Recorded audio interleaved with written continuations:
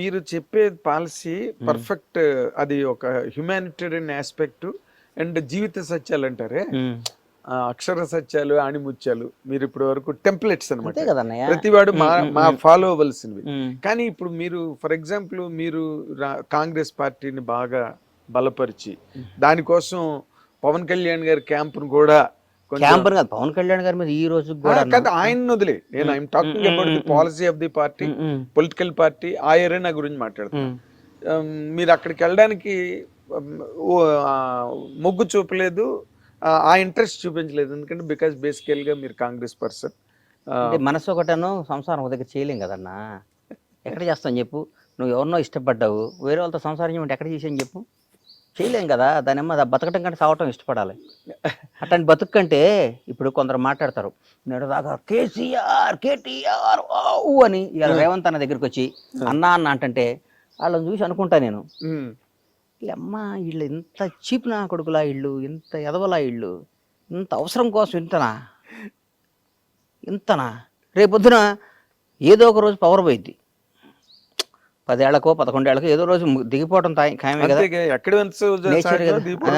జ్యోతి బస్సే దిగిపోయాడు ఎవడో వెస్ట్ బెంగాల్ జ్యోతి బస్.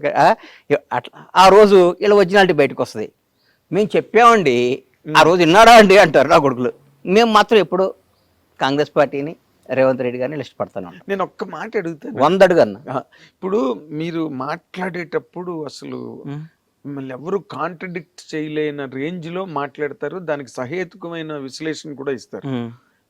మీరు పర్సనల్ గా బిట్వీన్ ది 4 వాల్స్ ఉన్నప్పుడు కూడా మీరు వాళ్ళతో అలాగే ఉంటారండి? అంతకంటే ఎక్కువ ఉంటా, అంతే ఇంతకంటే ఎక్కువ ఉంటా బై గాడ్. అవునా? నేను ఈ మధ్య బాగోదు, నాకు ఇష్టమైన ఒక మంత్రి దగ్గర కూర్చొని అంటే, మీరు ఇట్లా చేస్తే మళ్ళీ ఇంకోసారి మనం అధికారంలోకి రామన్నా, మనం అధికారంలోకి రాం, మీరు అట్లా చేయమాకండి. ఇది కాంగ్రెస్ పార్టీలో కొన్ని కోట్ల మంది కార్యకర్తల ఆశ కాంగ్రెస్ పార్టీ అధికారంలోకి రావాలని. కసి 10 ఏళ్ళు ఇబ్బంది పడ్డారు, అందరూ వచ్చారు. మీరు ఇవాళ వేరే పార్టీ వేరే వాళ్ళకి పనిచేశారనుకోండి, రేపొద్దున మనకు వాళ్ళు ఓటేయరు. వాళ్ళు ఓటైపోతే మన కార్యకర్తే మన దేవుడు. ఈ లక్షల మంది కార్యకర్తలు అందరూ కలిసి ఆర్తనాదం అరిచి గోల చేసి ఓటేస్తే మీకు ఈ పవర్ వచ్చింది, ఈ పదవి వచ్చింది, ఈ కారు వచ్చింది, ఈ స్టేటస్ వచ్చింది, ఈ విలువ వచ్చింది. ఎందువల్ల వచ్చింది? కార్యకర్త వల్ల వచ్చింది. వాళ్ళని దూరం చేసుకున్నావా, మీరు కార్యకర్త అయిపోతారు. మీరు నాయకుడిగా కంటిన్యూ అవుదాం అనుకుంటే మీరు అందరితో అద్భుతంగా ఉండండి, మళ్ళీ కార్యకర్తగా అవుదాం అనుకుంటే మీ ఇష్టం వచ్చిన ప్రవర్తించండి అని చెప్పాను. బై గాడ్ డైరెక్ట్గా చెప్తే నేనేం తప్పు చేశాను కానీ అన్నాడు పాపం ఆయన.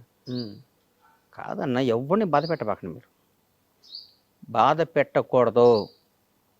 బాధ పెట్టే పరిస్థితి వస్తే కలవబాకండి అన్న. ఇక్కడ లక్షల మందిని సాటిస్ఫై చేయడం అనేది కష్టం అన్న, అది కష్టం, ఇది కష్టం. ప్రతి ఒక్కడు ఉంటాడు, ఒక చిన్న ఫోన్ ఉంటుంది, 100 మంది అడుగుతాడు. ఈ ఫోన్ ఉంది, 100 మంది అడుగుతారు, ఎవరికో ఒకటికి ఇవ్వాలి. 99 మంది బాధపడతారు. 99 మంది ఈ 100 వాడికి ఎందుకు ఇస్తున్నామని చెప్పి ఇవ్వాలి మనం.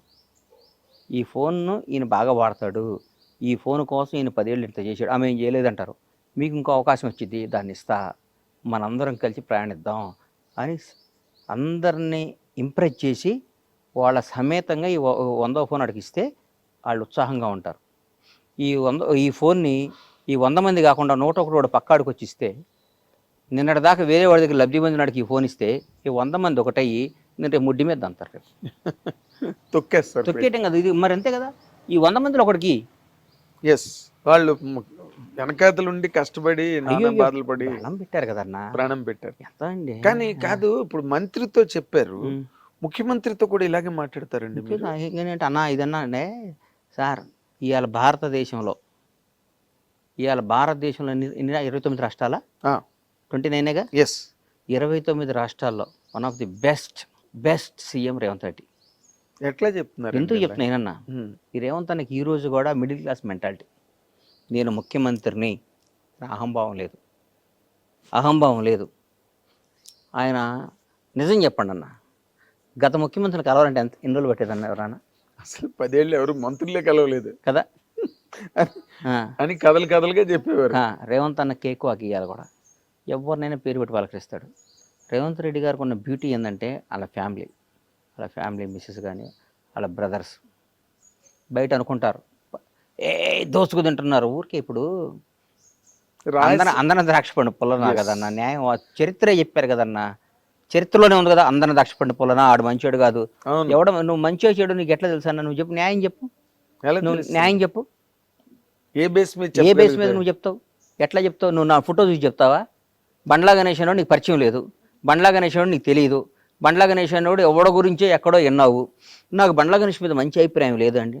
వాడికో, వాడి తాతకో, వాడి జేజమ్మకో, వాడి అమ్మకో, వాడి అక్కకో, వాడి భార్య పిల్లకో ఒక 10 పైసలు అన్యాయం చేసినట్టు కానీ, 10 పైసలు వాడికి నష్టం చేసినట్టు కానీ, ఒక చిన్న వాడి దగ్గర ఒక మంచినీళ్ళు తాగినట్టు కానీ నిరూపించు, వాడితో మాట్లాడినట్టు కానీ. రేవంత్ రెడ్డి గారు నేను చెప్తున్నా ఉదాహరణ, మన ఊరికి తెలియకుండా పేపర్లో చూసి అభిప్రాయం చెప్పడం ఈజీ అన్న. పెట్టుబడే ఉంది. ఆయన నాగేంద్ర కుమార్ ఆడు పెద్ద ఎదవండి అంటారు. నీ గురించి నాకు తెలుసు. What are you?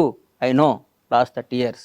మాట్లాడటం ఏముందన్న? పెట్టుబడి దానికి డబ్బు పెట్టి కొనాలి కార్డు. నువ్వు పెద్ద బూత్ తిట్టాలంటే 1000 రూపాయలు పెట్టి కొనాలి. ఇంకా భయంకరమైన బూత్ తిట్టాలంటే 1,00,000 రూపాయలు పెట్టి టోకెన్ కొనాలి అని రూల్ పెట్టమను. ఎప్పుడు ఏమన్నా తిట్టడు, ఒక టోకెన్ పెట్టమనన్నా. నీకు అర్థం కాలేదా? వాడికి అతి భయంకరమైన తల్లిదండ్రులు తిట్టాలంటే 1,00,000 రూపాయలు పెట్టి టోకెన్ కొనాలి, రీఛార్జ్ చేయాలి.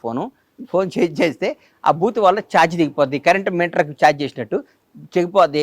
మనం తిట్టే బూతుల వల్ల మన బ్యాంక్ బ్యాలెన్స్ తగ్గిద్దని రూల్ పెట్టమని, కట్ అయిపోద్ది అనమాట. ఎవడన్నా తిడతాడా సార్? ఎవడన్నా పొగిడితేనే బ్యాంక్ బ్యాలెన్స్ పెరుగుతుంది, ఎవడన్నా తిట్టినా బ్యాంక్ బ్యాలెన్స్ తగ్గిపోద్ది అంటే ప్రతి ఒక్కడు. నాగేంద్ర కుమార్ గారు సాక్షాత్తు శ్రీరామచంద్రుడు వంశంలో పుట్టారండి.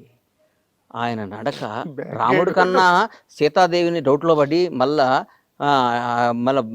అరణ్యవాసం పంపించాడు సీతాదేవిని శంకించి. నాగేంద్ర కుమార్ అంతకంటే గొప్పవాడండి అంటారు. బ్యాంక్ బ్యాలెన్స్ పెరగటం పెరుగుతుంటుంది. ఇక్కడ ప్రపంచాన్ని శాసిస్తుంది డబ్బు అన్న. నాగేంద్ర గుర్తుపెట్టుకో, ఇవన్నీ ఊరికే టైం పాస్. నా కొడుకులు అందరూ పెట్టుబడి లేదు కాబట్టి. ఇందాక మాట మాత్రం సూపర్. నువ్వు చిన్న బూత్ తిట్టాలంటే 10,000, పెద్ద బూత్ తిట్టాలంటే 1,00,000 రూపాయలు, అందరినీ కలిపి తిట్టాలంటే 10 లక్షలు ఛార్జ్ అని పెడితే అసలు ఈ బూతులే మర్చిపోతారు. బూతులు మర్చిపోవడం కాదు అసలు, అంతా మనది ఒక అద్భుతమైన దేశం.